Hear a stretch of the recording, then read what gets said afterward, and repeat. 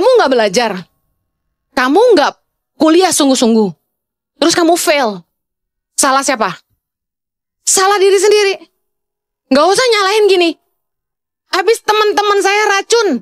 Ngajakin keluar mulu. Punya teman yang ngerusak saya. Bikin saya mabok mulu. Punya pacar yang ngajakin pacaran terus. Punya pacar yang WA terus. Kita nyalahin orang. But hey, your life is your decision. Kamu yang nentuin, kamu mau nggak? Kamu mau bangun apa 5-10 tahun ke depan? It's all depend on what you start to do now. Kamu nggak bisa expect something good in your future. Kamu nggak bisa expect sesuatu yang bagus buat masa depan kamu 10 tahun dari sekarang. Kalau kamu nggak merubah cara pikir kamu hari ini, terus aja nyalain orang. Kamu harus berubah. Kamu putusin. Enggak. Gua nggak akan biarin masa lalu gua mendikte masa depan gua.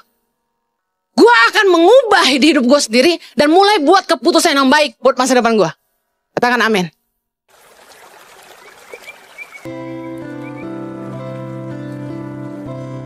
Berbicaralah buat kami dengan bahasa yang kami mudah ngerti.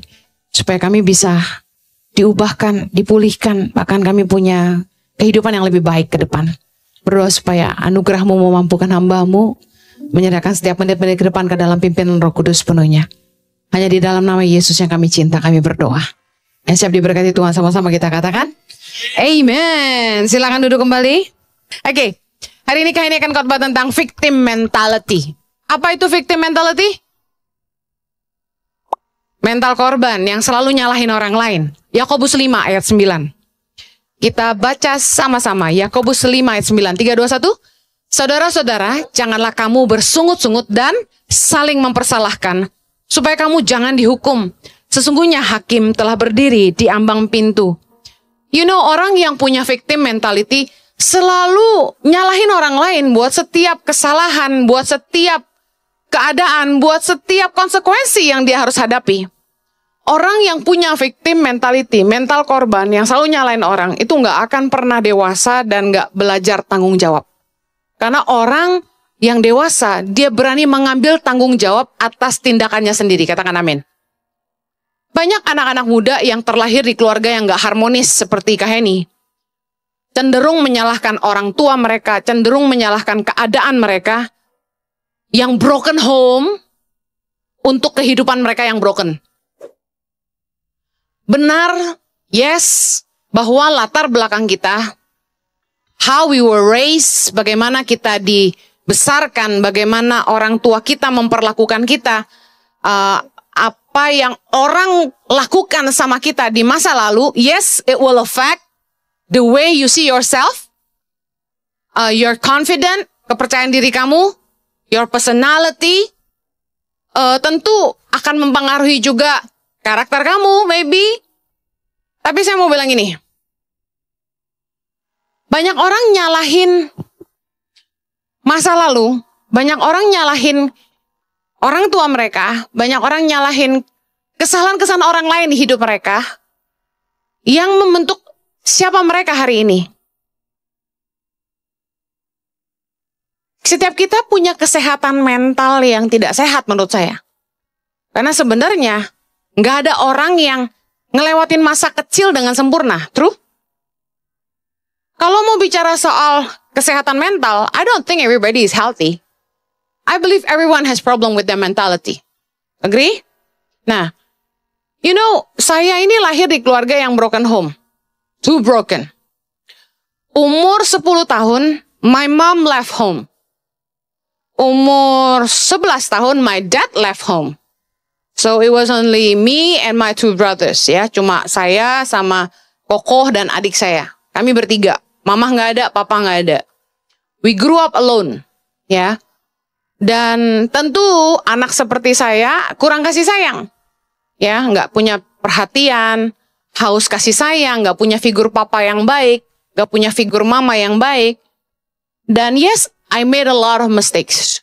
Too many mistakes. Saya bikin kesalahan yang sangat banyak, bikin keputusan yang salah, melakukan hal-hal yang tidak seharusnya saya lakukan. Tapi seiring berjalannya waktu, melewati begitu banyak pergumulan, persoalan, masalah, I learn. Saya belajar. Setelah saya bertumbuh, yes, at some point saya percaya kenapa saya selalu ganti-ganti pacar. Karena saya butuh kasih sayang. Kenapa saya menemukan saya sulit setia? Karena basically I don't know how to be faithful. Saya bosan aja. Pacaran sama satu cowok, bosan saya ganti. Bosan saya ganti. Bosan saya ganti. Karena pada akhirnya saya nggak menemukan kasih sayang yang saya inginkan. Karena di setiap hidup kita, kita tuh punya ruang kosong yang bikin kita feel lonely. Dan yang cuma bisa isi itu Tuhan. You know that? It doesn't matter if you have too many boyfriends. You still will feel lonely. Karena yang bisa ngisi kekosongan di hati kita cuma Tuhan. Nah, somehow, meskipun saya punya banyak pacar, saya selalu merasa kesepian. Yes, hidup saya hancur banget. Dari umur 14 saya udah rusak. Saya nakal banget. Dan boleh nggak saya nyalahin orang tua saya karena ninggalin saya? Maybe. Why not? Saya nggak bilang bahwa keluarga broken home, ketiadaan orang tua, ketiadaan figur papa, tidak mempengaruhi kita. Tentu mempengaruhi kita. I made too many wrong choices. Saya bikin banyak keputusan yang salah dan melakukan banyak kesalahan. Itu efeknya. Tetapi setelah saya bertumbuh, saya menyadari bahwa sesungguhnya masa lalu saya tidak menentukan masa depan saya.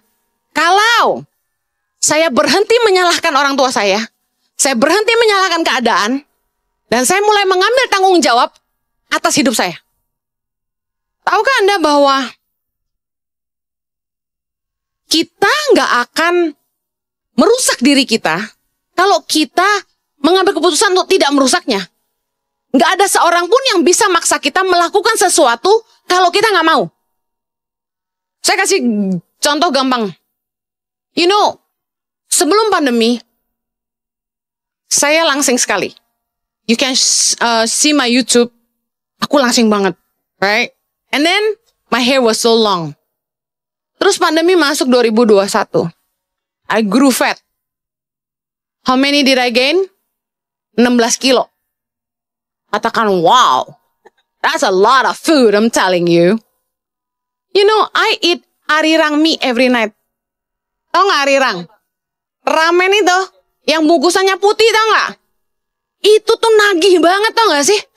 Pakai telur. Itu pedesnya ampun jontor. Tapi rasanya nagih, tau nggak? Tiap malam tuh waktu pandemi susah tidur kan? Nonton film, Netflix, makan mie. Nawarin suami, mau nggak? Mau nggak? Gendut bersama kita.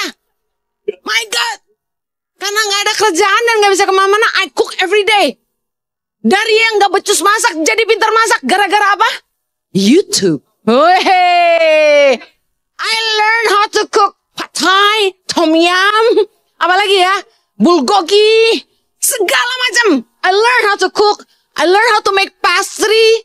Kacau pokoknya. Shopping online terus. And guess what? As I cook, I ate. Udah jadi 16 kilo fat everywhere. One day I went to my cousin's house, ke rumah saudara, waktu lagi Imlek, angpau day, right? It's a sadness day for me, happiness for you guys ya. Karena masih keluar duit banyak tuh kalau keluarin angpau. Nah, ke rumah saudara, di pik, dia bilang gini, gile, gendut banget loh, gitu. You know, tersiksa saya dengar kata-kata itu. Tersinggung. Saya bilang gini, you know what's my excuse? Tahu nih laki gue nih ngajakin gue makan terus. Victim mentality. Victim mentality. Kenapa gue gendut? Karena diajak Jojo makan terus. Nemenin suami. Victim mentality. Tahu gak dia jawab apa? Ya nggak mungkin lah laki lu bikin lu gendut. Emang dia paksa lu makan? Dia ambil makanan masukin ke mulut lu? Enggak kan? Gitu. Nyakitin gak sih? Dia terlalu sadis. Saya itu udah cukup ceplas-ceplos. Dia lebih ceplas-ceplos lagi. Saya khotbah ceplas-ceplos ternyata menyakitkan ya. Baru tahu saya. Jadi waktu dia ngomong gitu, Jojo kan gak masukin makanan ke mulut lu yang makan sendiri. Dari situ saya langsung mikir, tau gak sih? Gak ada orang yang bisa paksa kita melakukan sesuatu kalau kita tidak mau. Kalau kamu punya pacar yang suka grepe-grepe, grepe, petting, touching all around, gak sopan, tangannya gak sekolah, dia gak bisa kurang ajarin kamu kalau kamu gak mau. Zaman sekarang bukan cowok doang yang kurang ajar, cewek juga kurang ajar. Main grepe-grepe aja ya kan? Ya gak cowok-cowok. Langsung ngerasain dia. Cewek zaman sekarang antusiasme tingkat tinggi dalam asmara. Soalnya semua serba uji coba katanya gitu. No, kamu gak akan dirusak orang kalau kamu gak biarin orang ngerusak kamu. Amen. Ada kejadian mungkin kamu dipaksa, kamu gak mau. Tapi what can you do? You should run away. Jangan pernah biarin hal yang buruk itu terjadi lagi dan terjadi lagi. You should run away. You should speak up and tell somebody. Kalau kita nggak mau masa depan kita hancur, kita nggak boleh membiarkan masa lalu yang buruk, perlakuan yang tidak baik dari orang terhadap kita, merusak masa depan kita. Kita harus berhenti menyalahkan mereka dan mulai ambil tanggung jawab untuk membuat keputusan yang benar untuk masa depan kita sendiri. Kita masing-masing bertanggung jawab atas hidup kita sendiri. Katakan amin. Roma 14 ayat 12. Kita baca sama-sama yang kenceng. 3, 2, 1. Demikianlah setiap orang di antara kita akan memberi pertanggungan jawab tentang dirinya sendiri kepada Allah. Tanggung jawab kita sama Tuhan masing-masing. Amen. Kita jangan nyalain orang lain. Yes, orang tua kita bikin kesalahan. Listen. Dulu saya marah sama papa mama saya. Tapi setelah saya sadar, saya dewasa. It was never easy for them. Satu hari, Tuhan kayak bukain pemikiran saya. Kalau saya jadi mama saya, mungkin saya juga akan ninggalin papa saya. Kadang kita terlalu judgmental sama orang tua. Kita pikir mereka bikin kesalahan. Tapi belum tentu kalau kita ada di sepatu mereka, kita bisa bikin keputusan yang lebih benar dari mereka. So, what to do now? Kita nggak bisa mengubah apa yang udah terjadi, right? What's done is done. Yang udah lewat kita nggak bisa ubah. Yang kita lakukan gini, berhenti menyalahkan orang lain dan mulai buat keputusan yang lebih baik untuk masa depanmu. Saya tadi bilang bahwa saya selalu nyalahin suami saya, teman-teman saya yang ngajak saya makan sampai saya gemuk. Bahkan saya nyalahin keadaan, pandemi bikin gua gemuk. Tapi the fact is, setiap tindakan, perkataan, bahkan perbuatan kita itu selalu diikuti sama konsekuensi. Baik maupun buruk. Galatia 6 ayat 5 bilang gini, sebab tiap-tiap orang akan memikul tanggungannya sendiri. Kita harus bertanggung jawab atas keputusan kita masing-masing. Kamu nggak belajar, kamu nggak kuliah sungguh-sungguh, terus kamu fail. Salah siapa? Salah diri sendiri. Nggak usah nyalahin gini. Habis teman-teman saya racun, ngajakin keluar mulu. Punya teman yang ngerusak saya, bikin saya mabok mulu. Punya pacar yang ngajakin pacaran terus. Punya pacar yang WA terus. Kita nyalahin orang. But hey, your life is your decision. Kamu yang nentuin, kamu mau nggak?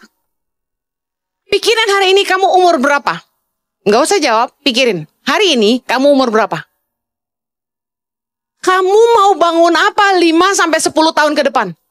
It's all depend on what you start to do now. Kamu nggak bisa expect something good in your future. Kamu nggak bisa expect sesuatu yang bagus buat masa depan kamu 10 tahun dari sekarang. Kalau kamu nggak merubah cara pikir kamu hari ini, terus aja nyalain orang. Kamu harus berubah. Kamu putusin. Enggak. Gua nggak akan biarin masa lalu gua mendikte masa depan gua. Gua akan mengubah hidup gua sendiri dan mulai buat keputusan yang baik buat masa depan gua. Katakan amin. Listen. Orang yang punya pandangan yang positif, itu bisa melihat gini. Pengalaman yang pahit, mengajarkan apa yang manis. tidak baik mengajarkan kita, kepada kita apa itu kebaikan. Penderitaan dan kemiskinan, bahkan mungkin kekurangan, akan membuat kita menghargai anugerah Tuhan. Saya tuh kenapa jadi orang yang peduli sama anak-anak gak mampu di Indonesia? Karena saya pernah ngalamin. Mau sekolah, orang tua gak mau sekolahin. Saya dibuang ke Australia, meskipun kedengaran keren. Tapi saya gak dikirimin uang. Mama saya cuma bayarin kuliah saya 1 semester. Lalu kemudian dia kasih saya 2.000 US dollar, lalu dia pergi. Saya gak tahu nomor handphonenya berapa. Saya gak tahu rumahnya di mana. Di Australia 4 tahun saya tidak pulang ke Jakarta. Karena saya tidak tahu orang tua saya di mana. Dan bahkan saya gak punya uang untuk beli tiket. What about my life? Saya mesti bayar uang sekolah semester depan pakai apa? Buat bayar apartemen pakai apa? Buat makan pakai apa? Buat naik bus pakai apa?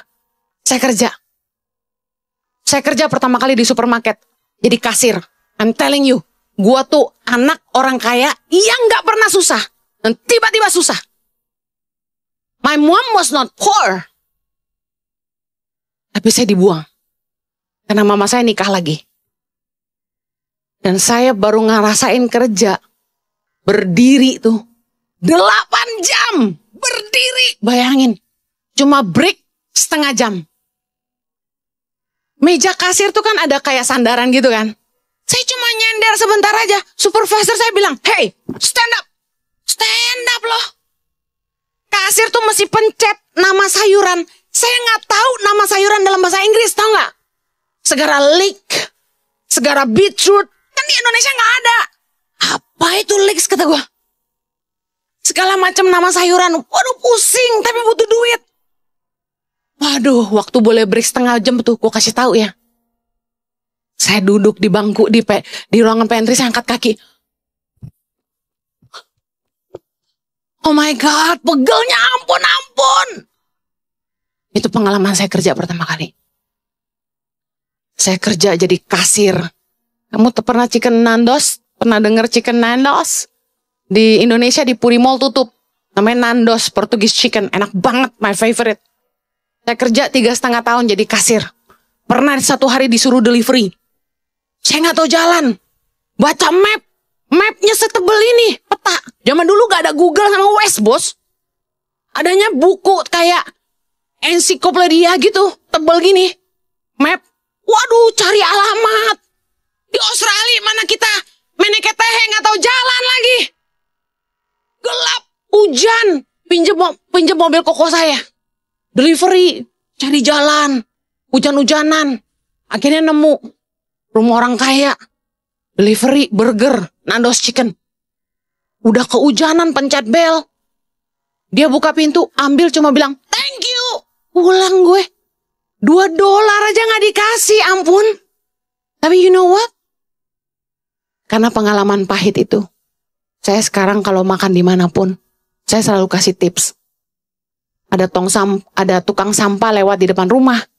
Saya selalu ngambil duit di tas saya. Minimal 50-100 ribu buat tukang sampah. Kalau dia hoki, dia ketemu saya tiap hari. Saya selalu menghargai orang-orang yang kerja di kelas rendah. Karena saya pernah ngalamin betapa susahnya hidup. 3,5 tahun saya cuma bisa sanggup bayar ruang tamu di apartemen. Sewa kamar gak sanggup. Masih bagus, masih bisa tinggal di apartemen. Gak di pinggir jalan. Saya tidur di ruang tamu. Baju-baju saya cuma dimasukin ke kardus-kardus. I slept on the floor pakai kasur. Nah, waktu saya gak punya uang, saya masih sempet-sempetnya masak tuh bagi sama teman-teman yang susah. Dan saya ingat betapa pahitnya hidup. Makanya hari ini saya banyak nolong anak-anak yang gak mampu. Kenapa saya peduli sama anak-anak yang gak bisa disekolahin karena orang tuanya miskin? Karena saya pernah gak disekolahin. Saya tahu apa rasanya mau sekolah gak punya uang. Saya pernah punya bos yang gak baik. Saya kerja, bos saya gak baik, jahat banget. Saya ditindas. Tapi justru sejak hari itu, saya jadi belajar apa itu kebaikan. Bagaimana berbuat baik sama orang. Dulu saya pernah jadi orang yang pemarah. Khotbah aja suka marah-marah, apalagi hari-harinya ya kan. Enggak deh. Kemarin kita di interview, suami saya ditanya, ini Pastor Henny kalau khotbah kenapa ya marah-marah ya? Terus saya jawab gini, itu kemarahan ilahi. Waktu saya khotbah tuh kayak berasa pengurapan begitu dahsyat. Saya bisa ngomong gak berhenti. Kalau suruh ngulang lagi gak bisa. Justru pengurapannya di situ, saya bilang pengurapan marah-marah. Sebenarnya bukan pengurapan marah-marah, karena saking saya sopran, ngomongnya cepet, nadanya tinggi, jadi kayak marah gitu loh. Jujur saya aja gak suka denger suara saya khotbah. Tapi kemudian ditanya, Pastor Jojo, emang hari-harinya Pastor Henny marah-marah? Enggak sih, nyantai orangnya. Suami saya bilang gitu. Nah, saya pernah satu kali, waktu saya pertama kali merintis Yayasan Tangan Pengharapan di Jakarta, di Bandung, terus di Jakarta, terus saya mulai punya staff. Saya kalau marah sama staff saya tuh pasti karena sesuatu yang esensi gitu. You have to make a big mistake baru dimarahin gitu. Kalau yang a little problem gitu saya biasanya nggak marah. Nah, sering kali waktu saya marah sama staff saya marah tuh dengan tegangan. Kalau misalnya kita nyanyi tuh 2 oktav ke atas gitu. Marah aja tuh luar biasa. Saya bisa teriak sampai wah, gitu. Lebih parah dari khotbah gitu. One day Tuhan ngajarin saya, orang miskin berbicara dengan memohon-mohon, kata Amsal. Orang kaya menjawab dengan kasar. Saya kaget dikasih ayat itu. Orang miskin berbicara dengan memohon-mohon, orang kaya menjawab dengan kasar. Tuhan tegur saya, kenapa kamu bisa ngomong sama staf kamu dengan cara seperti itu? Berarti kamu sombong. Merasa mereka miskin, makanya kamu perlakukan mereka begitu. Saya langsung dek. Saya ingat saya dulu pernah susah. Saya ingat saya pernah punya bos yang gak baik. Makanya saya langsung sadar dan saya bilang sama diri saya sendiri, no, I cannot be like this. Saya harus berubah. Sejak hari itu saya berubah. Saya ingat Tuhan bilang, orang miskin berbicara dengan memohon-mohon, orang kaya menjawab dengan kasar. Saya mau tanya, kalian kalau ketemu sama waitress di restoran, kalian berani galak gak? Bohong. Beranilah. Kenapa? Karena kalian berasa dia susah kan? Dia orang miskin kan? Dia kerja cuma jadi waitress. Dan kamu makan di situ, kamu bayar. Di supermarket, kamu berani gak marahin kasirnya? Beranilah. Kalau dia scan-nya kelamaan, kamu bilang apa? Cepetan dong. Kalau scan-nya salah, kalian marahin kan? Paling gak mamamu yang marahin kan? Tadi double scan tuh. Right? Sama pembantu, berani marah gak? Berani dong. Karena kamu pikir apa? Lu kerja sama gua. Lu orang susah. Kita kasar sama orang-orang yang di bawah kita. Kita berani kasar. Karena kita merasa mereka di bawah kita. Tapi coba sama orang yang di atas kita. Berani gak kita kasar? Coba. Ada kepala sekolah datang ke kelas. Anda berani bangun dari tempat duduk dan tanya, mau ngapain lu masuk sini? Cari siapa? Ada perlu apa? Why are you here? Get out. Berani? Nggak berani. Pastor Jojo deh kesini. Kalian berani kurang ajar? Timpukin pakai kertas. Berani? Cobain sekali-sekali. Let's see what happen. Hah? Segala lampu-lampu ini copot pokoknya. Kalian kenapa nggak berani sama orang yang di atas kalian? Karena kita sungkan. Kita menghargai. Harusnya dalam hidup ini kita belajar menghargai semua orang. Butuh kerendahan hati untuk bisa menghargai semua orang yang ada di bawah maupun di atas. Katakan amin. Berubahlah dari cara hidupmu yang salah. Jangan karena alasan gini. Iya, saya kasar karena mama saya suka marah-marahin saya. Ada temen hari ini, dia kalau sama istrinya kasar. Dia juga kasar sama anak tirinya. Dia juga kasar sama pembantunya. Bahkan sekarang mamanya udah tua, dia kasar sama mamanya. Setelah ditanya, kenapa kamu kalau ngomong selalu kasar? Kasarnya tuh kasar banget sampai ngomong jorok, sampai teriak-teriak. Ditanya, kok kamu gitu sih? Dia bilangnya apa? Ya, soalnya waktu kecil mama aku selalu nyala-nyalain aku. Aku bikin apa aja salah. Aku selalu dimarahin sama mamaku. Listen up, victim mentality. Kalau kamu tahu sikapmu gak baik, cara kamu treat orang tuh gak baik, cara ngomong kamu gak baik, kamu hanya perlu begini. Berhenti menyalahkan orang lain dan sadari saya salah, saya harus berubah. Katakan amin. Berhenti nyalain orang lain. Forget about how you were raised, how people treated you. Berhenti nyalain orang lain.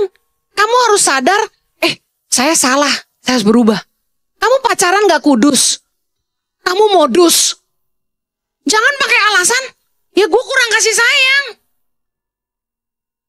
Aku butuh tati tayang. Berhenti salahin orang lain. Jangan punya victim mentality. Anda harus sadar gini. Gue gak boleh gini. Gue akan ngerusak masa depan gue. Gue harus berhenti. Amen. Kita bukan orang-orang bodoh. Kita tahu ngedrak salah. Ngerokok, nge-vape, ngerusak paru-paru kita. Pergaulan yang buruk, minum, mabuk, merusak kita. Liver hancur, ginjal rusak. What is it good to you? Saya pernah khotbah, minum boleh, mabuk jangan. Langsung anak-anak muda bikin TikTok. Bu Heni, lihat nih saya minum. Konyol! You know what? Saya kalau bilang kalian gak boleh minum, kalian tetap minum gak? Kalau niatnya minum, pasti minum. Emang kalau orang tuamu bilang, jangan pacaran, kamu pacaran gak? Tetap pacaran. Di mana tempat paling pesing yang ada tulisan, dilarang kencing di sini? Anak muda lu lawan. Saya punya anak, kalau saya bilang gini, mandi dong sayang, udah malam. Dia bilang, gak mau. Saya mulai ganti, gak usah mandi ya, jangan mandi kamu, oke? Karena saya tahu anak muda suka melakukan yang opposite dari orang tua suruh. Makanya saya bilang gini sama anak saya. Kalau kamu berani ngerokok, mama akan nyalain 10 batang rokok dan suruh kamu hisap semuanya.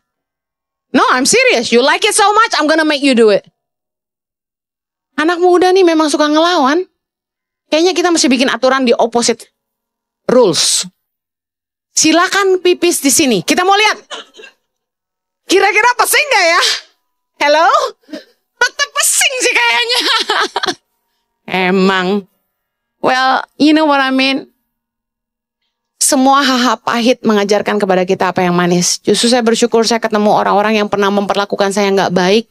Saya jadi ngerti apa itu baik. Karena dulu papa mama saya gak terlalu perhatian sama saya. Dan tidak terlalu sayang sama saya. Hari ini saya sayang banget sama anak-anak saya. Saya selalu kasih yang terbaik buat anak-anak saya. Dan saya selalu peluk anak-anak saya. Dan saya selalu bilang, Mama love you. Mama love you so much. Saya kemanapun, saya selalu WA dan bilang, I miss you. Kenapa? Karena saya mau menumpahkan semua cinta yang saya punya. Supaya mereka jangan sampai kekurangan cinta seperti saya. You know, bad things happen for good reason. Hal-hal yang gak baik, yang Tuhan izinkan terjadi dalam hidup kita, pasti mengajarkan kebaikan buat kita. Katakan amin. Yang kamu harus lakukan hari ini, kalau kamu udah bikin banyak kesalahan di masa lalu, kalau kamu udah banyak bikin keputusan yang salah sebelumnya, kalau kamu sudah melakukan hal yang seharusnya tidak kamu lakukan, listen, jangan benci diri kamu sendiri. Ampuni diri kamu. Give yourself a second chance. Kasih kesempatan buat diri kamu sendiri. Mari bangkit dari keterpurukan dan mulai menata masa depan yang lebih baik. Berdamailah dengan masa lalumu dan ampunilah dirimu. Amsal 11 ayat 7 berkata gini, orang yang murah hati berbuat baik kepada diri sendiri. Kalau saya mau marah sama diri saya punya banyak penyesalan. Kenapa saya bikin begitu? Kenapa saya lakukan itu? Kenapa saya lakukan seperti itu? Pasti saya yakin di antara kita semua, banyak hal-hal bodoh yang kita buat di masa lalu. Banyak perkataan yang tidak seharusnya kita ucapkan. Tapi hey, kita gak bisa take it back. Kita gak bisa ngerubah apa yang udah lewat. Again, what's done is done. Apa yang kita harus lakukan sekarang? Mari berbalik sama Tuhan dan bertobat sungguh-sungguh. Yesaya 1 ayat 16 berkata, basuhlah, bersihkanlah dirimu. Jauhkanlah perbuatan-perbuatanmu yang jahat dari depan mataku. Berhentilah berbuat jahat. Belajarlah berbuat baik. Usahakanlah keadilan. Kendalikanlah orang kejam. Belalah hak anak-anak yatim. Perjuangkanlah perkara janda-janda. Marilah, baiklah kita berperkara firman Tuhan. Sekalipun dosamu merah seperti kirmizi, akan menjadi putih seperti salju. Sekalipun berwarna merah seperti kain kesumbah, akan menjadi putih seperti bulu domba. Jika kamu menurut dan mau mendengar, maka kamu akan memakan hasil baik dari negeri itu. Kita nggak punya kuasa untuk membatalkan semua yang sudah terjadi. Mari pandanglah masa lalu sebagai pelajaran yang berharga buat masa depan. Katakan amin. Penyesalan tidak berguna. Pertobatan yang akan memulihkan kita. Berhenti berbuat jahat. Berhenti hidup yang tidak baik. Berhenti berkata-kata yang nggak benar. Berhenti menjalani kehidupan yang salah. Berhenti dari pacaran-pacaran yang nggak benar. Berhenti mengerjakan perkara-perkara yang tidak berguna. Kita bisa ngerubah masa depan kita dengan berpikir begini. Kita nggak bisa mengubah tempat di mana kita berdiri hari ini. Tapi kita bisa menentukan kemana kita mau pergi. Filipi 3 ayat 13 Rasul Paulus berkata, aku melupakan apa yang telah di belakangku dan mengarahkan diri kepada apa yang di hadapanku. Jangan look back, look forward. Apa yang kamu mau bangun ke depan? Kamu mau hidupmu kemana? Kamu mau hidupmu seperti apa? Ingat, orang akan menuai apa yang mereka tabur. Kalau kamu mau punya masa depan yang baik, taburlah yang baik hari ini. Saya akhiri. Mungkin ada di antara kalian yang bertanya gini, tapi kenapa Tuhan biarin hal-hal buruk terjadi? Kayak Kak Heni. Kenapa Tuhan izinin papa mama meninggalkan Kak Heni? Why bad things happen to us? Anybody has that in your eyes, in your head? Ada yang mungkin bertanya gitu? Yes? Yes. Kenapa Tuhan izinkan hal-hal buruk terjadi dalam hidup kita? Mungkin kamu pernah ngalami dilecehkan secara seksual. Mungkin kamu pernah ngalami dibully. Pernah kamu ngalamin dilecehkan dengan kata-kata. Direndahkan. Saya mau bilang ini. Percayalah bahwa segala sesuatu yang Tuhan izinkan terjadi dalam hidup kita. Kalau kita punya attitude. Kita percaya bahwa Tuhan itu baik. Segala hal-hal buruk yang kita lewatin. Tuhan sanggup ubah itu jadi kebaikan. Satu hari dalam Yohanes 9 ayat 1-3. Ada seorang yang buta sejak lahir. Waktu Yesus sedang lewat. Ia melihat orang buta yang sejak lahir itu, murid-muridnya bertanya sama Yesus gini, Rabi, siapakah yang berbuat dosa? Orang ini sendiri atau orang tuanya? Sehingga ia dilahirkan buta. Born blind is difficult. Amen? Gak bisa lihat. Itu suatu masalah yang besar banget. Dan mereka tanya, kenapa dia bisa lahir buta? Dosa dia apa dosa orang tuanya? Lihat, Yesus jawab apa? Bukan dia, bukan juga orang tuanya. Tetapi karena pekerjaan-pekerjaan Allah harus dinyatakan di dalam dia. Bukan karena apa-apa. Tapi karena Tuhan punya rencana yang indah. Amen. Karena pekerjaan-pekerjaan Allah harus dinyatakan di dalam dia. Ada seorang anak bernama Yusuf. Umur 17 tahun dia dapat mimpi. Dia cerita sama kakak-kakaknya benci sama dia. Papahnya paling sayang sama dia dari 12 bersaudara. Papanya bikinin dia baju yang paling indah. Karena iri hati kakak-kakaknya cemplungin dia ke sumur. Lalu jual dia ke Mesir. Lalu Yusuf jadi pembantu di rumah Potifar. Di rumah Potifar ketemu sama tante Potifar yang genit. Yang mau abuse dia sexually. Yusuf menolak. Apa yang terjadi? Yusuf difitnah, masuk penjara. Saya yakin Yusuf di usia mudanya harus mengalami begitu banyak pencobaan hidup yang besar dan berat. Mungkin saya yakin Yusuf waktu di penjara udah mikir gini, that's it, my life is over. Mimpi gua sirna. All my dreams are gone. Bisa kebayang? Udah dicemplungin ke sumur, dijual, jadi budak di rumah orang, jadi pembantu, pembokat. Kemudian diganggu sama nyonya, nggak mau menolak dosa, masuk penjara. Saya yakin hidup Yusuf, pasti kalau kita jadi dia, kita mungkin bisa jadi berpikir yang terburuk. Tapi keren banget. Setelah Yusuf ngelewatin itu semua, dan kita tahu dalam kisah di Alkitab bahwa Tuhan menolong Yusuf dalam Kejadian 50. Yusuf menjadi penguasa atas Mesir karena berhasil menerjemahkan mimpi Firaun. Yusuf menjadi penguasa Mesir nomor 2 setelah Firaun. Jadi gak ada orang di atas dia kecuali Firaun. Udah paling tinggi di Mesir. Sedangkan dia orang Yahudi, which is impossible. And you know what? Dia gak pakai sekolah. Untuk jadi penguasa, like a prime minister in a country, Anda mesti sekolah apa? Sekolah dia sekolah apa? Sekolah sumur, sekolah budak, sekolah penjara. Yusuf menyadari bahwa dia harus melewati semua penderitaan itu. Karena Tuhan mau bentuk dia. Tuhan mau proses hidupnya. Supaya dia belajar rendah hati. Belajar ngandalin Tuhan. Dan apa yang terjadi? Yusuf sadar bahwa Yusuf harus ngelewatin itu semua. Supaya dia punya pengenalan akan Tuhan. Tuhan sedang mempersiapkan Yusuf untuk menggenapi janjinya dalam hidup Yusuf. Saya mau akhiri. Dalam Kejadian 50 ayat 20. Melewati semua masalah. Waktu Yusuf ketemu sama kakak-kakaknya lagi yang ngejual dia. Yusuf harusnya bisa bunuh mereka. Agree? Tapi apa yang Yusuf lakukan? Yusuf itu bisa menyalahkan mereka. Karena kamu, aku di penjara. They never knew. Tapi apa yang terjadi? Ini yang Yusuf bilang, kita baca sama-sama. Memang kamu telah mereka-rekakan yang jahat terhadap aku.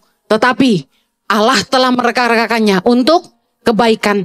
Dengan maksud melakukan seperti yang terjadi sekarang ini. Yakni memelihara hidup suatu bangsa yang besar. Keren banget Yusuf dipakai Tuhan. Jadi penguasa atas Mesir. Dia menyelamatkan bangsa Mesir dari 7 tahun kekeringan. Bahkan menyelamatkan bangsanya sendiri. Kita tahu kisahnya. You know what? Kalau kamu tahu hidupmu mungkin gak selalu baik. Tapi Tuhan punya rencana yang baik. You just have to believe in God. Roma 8 ayat 28 berkata gini. Kita tahu sekarang bahwa Allah turut bekerja dalam segala sesuatu untuk mendatangkan kebaikan bagi mereka yang mengasihi Dia, yaitu bagi mereka yang terpanggil sesuai dengan rencana Allah. Dengar, ayat ini akan jadi rema dalam hidupmu. Di dalam segala sesuatu, bicara soal keadaan baik maupun buruk, katakan baik dan buruk. Kita tahu sekarang, sebut nama kamu.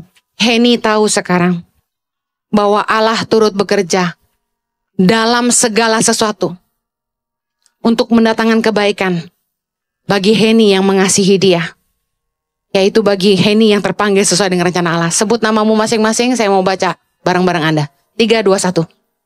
Henny tahu sekarang bahwa Allah turut bekerja dalam segala sesuatu untuk mendatangkan kebaikan bagi Henny yang mengasihi Dia, yaitu bagi Henny yang terpanggil sesuai dengan rencana Allah. Dengar kuncinya di sini. You just have to love God with your life. Kalau kamu mengasihi Tuhan, hal-hal buruk mungkin terjadi dalam hidup kamu. Bad things may happen in your life. Tapi kalau kamu mengasihi Tuhan, if you love God wholeheartedly, God can turn problem into blessing. God can turn bad intention become good intention for your life. Niat jahat orang, Tuhan sanggup ubah untuk mendatangkan kebaikan dalam hidupmu. Saya mau akhiri dengan kesaksian hidup saya. You know, waktu saya masih sangat muda, saya melayani Tuhan dari umur 16 tahun. Saya sangat cinta Tuhan. Dan waktu saya sama Pastor Jojo, waktu itu kami masih kuliah. Bersama dengan beberapa teman, ada 22 orang, kami merintis sebuah gereja. Gereja Indonesia di Sydney, Australia.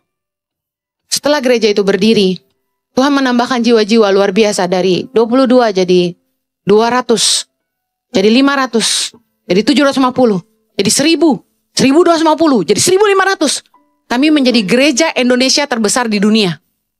Karena gereja Indonesia di negara manapun gak pernah besar. Maksimal 200, 150, kalau bisa 300, bisa 500 itu udah hebat sekali di luar negeri. Gereja kami 95% anak muda yang cinta Tuhan. Setiap kali ibadah youth, itu nggak pernah duduk di kursi. Everybody just stand up and come forward. Kita nyembah Tuhan sepenuh hati. We love God with our life.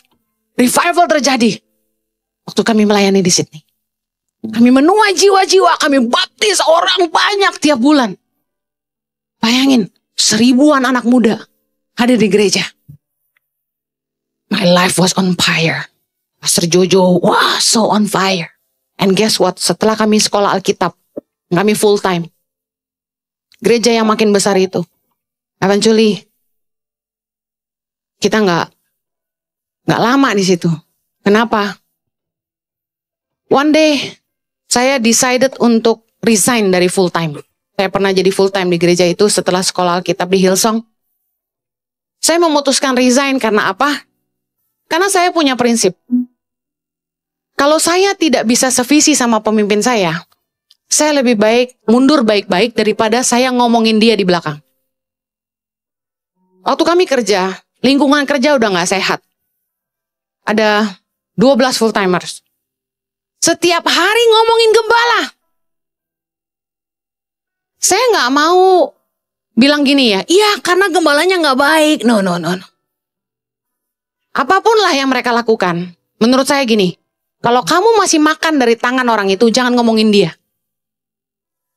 Jadi waktu setiap hari kami ke kantor, teman-teman selalu ngomongin gembala. Saya stres. Saya selalu bilang sama teman-teman saya, come on lah guys. Kalau lu masih mau kerja di sini, jangan ngomongin gembala. Tapi akhirnya saya memutuskan saya mau resign. Why? Jujur, udah gak tahan. Udah gak tahan sama sikap gembala. Saya udah gak sanggup. Dan tiap hari daripada saya tertekan, saya stres, saya depresi, saya kena hyperthyroid karena stres. Hyperthyroid yang udah parah banget karena stres kerja di situ. Punya gembala yang gak jadi saksi lah buat kami ya. I don't wanna talk bad about them, but it was so stressful working there. Dan saya memutuskan resign. Tapi sekalipun saya resign, saya tetap menghargai mereka. Saya tetap melayani di gereja. Tapi saya tidak mau full time. Singkat cerita, one day setelah saya menikah sama Pastor Jojo memutuskan untuk resign juga. Awal 2004. Ketika Pastor Jojo resign bersama dengan 2 orang teman, 3 sekawan ini resign. Gembala kami marah. I was on the way to the church. Saya lagi jalan semangat mau mimpin pujian. I was a worship leader. Saya jalan, udah deket. Pintu gereja kurang lebih di situ, di pintu keluar itu, I was here. Tiba-tiba telepon saya bunyi, saya angkat. Saya dengar suara pastor saya. Marah. Dia bilang gini, kamu gak perlu mimpin pujian di gereja hari ini. Dan kamu gak perlu ada di gereja ini lagi. Keluar kamu dari sini. Saya kaget. Hah? What's going on? Dia bilang gini, karena suamimu itu resign dari gereja. Kamu juga pergi dari gereja. Saya diusir sama gembala saya. Bayangkan. It was the worst day of my life. Digituin sama pendeta. Could you imagine how I feel? Kebayang gak kalau kalian saya gituin? Gosh. Sakit banget. Saya terluka banget. Saya kepahitan. Saya kepahitan tuh sampai saya sakit. Saya luka banget. But then Tuhan menegur saya. Tuhan bilang gini, Henny, if I can deal with you, I can deal with them. If I can deal with you, I can deal with them. Artinya gini, kalau kamu tuh percaya bahwa Tuhan tuh hidup, Tuhan melihat semuanya, Tuhan yang akan meminta pertanggungan jawab dari kita masing-masing. Do not judge others. Jangan menghakimi orang lain, jangan menyalahkan orang lain. Kalau Tuhan bisa deal sama saya, Tuhan bisa deal sama mereka. Mereka akan berurusan sama Tuhan dan itu bukan urusan saya. Dan Tuhan mau saya mengampuni mereka. Dan saat itu saya sadar. Dan saya mulai mengampuni gembala saya. Saya mengampuni mereka. Karena saya diusir dari gereja yang kami rintis. Akhirnya saya ngambil keputusan mengampuni gembala saya. And guess what? Look at me now. Look at me now. Tuhan kasih saya kepercayaan, punya pelayanan Yayasan Tangan Pengharapan, yang telah menolong 10.000 anak-anak Indonesia. Tuhan mempercayakan kami bangun sekolah di seluruh pelosok tanah air, dari mulai Mentawai sampai Papua, dari Maluku Utara sampai ke NTT. Tuhan memberikan saya anak-anak yang luar biasa di 8 sekolah berasrama di seluruh Indonesia yang hari ini memanggil saya mama. Dan Tuhan mencintai saya lewat hidup mereka. Dan lihatlah bagaimana hari ini Tuhan mempercayakan jemaat yang saya dan Pastor Jojo gembalakan sendiri. Look at this. Not just 1,250 or 1,500 seperti yang dulu gereja kami punya. I have double. God give me double portion. Why? Karena saya nggak mau menyalahkan mereka. Saya berhenti menyalahkan mereka. Dan saya mulai ambil tanggung jawab atas keputusan saya dan masa depan saya. Today. Maybe you are angry with your parents. Mungkin Anda marah dan Anda kecewa dengan orang tuamu. Kenapa kamu ada di sini hari ini? Mungkin kamu marah sama mereka. Mungkin ada orang-orang yang di masa lalu kamu menyakiti kamu. Mungkin kamu merasa, saya nggak percaya diri karena saya selalu dimarahin di rumah. Saya nggak dipercaya. Apapun masalahmu hari ini, saya mau kamu tundukkan kepalamu dan pejam matamu dan deal with God. Yuk, bicara sama Tuhan. Katakan, Tuhan, pulihkan aku. We were broken, but you make us whole. Jesus, thank you, Lord. Thank you, Father. Terima kasih, Tuhan.